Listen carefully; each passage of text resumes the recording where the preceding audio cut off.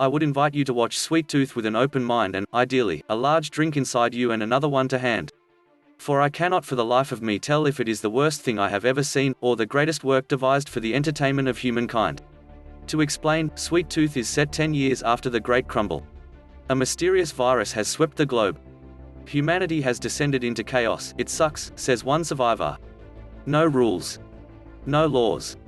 Once the internet went down, it was over.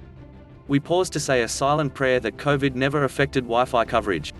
At the same time as the sick appeared, all human babies started being born as animal hybrids. Yes, you read that correctly. Come back here right now and see the rest.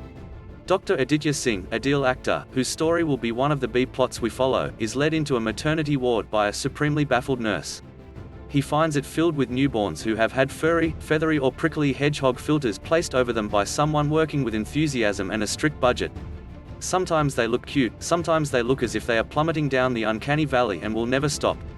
One father, Forte, of a baby who has emerged with touches of deer about him, sets out early for the hills. They take refuge in Yellowstone National Park while the world goes to hell in a handcart. We watch the baby, Gus, Christian Convery, grow up over the next 10 years.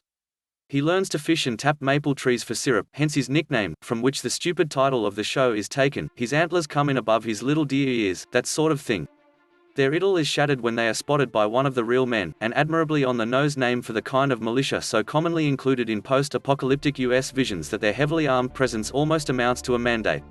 This violent assemblage have not grasped that correlation does not imply causation and therefore blame the hybrids for the virus.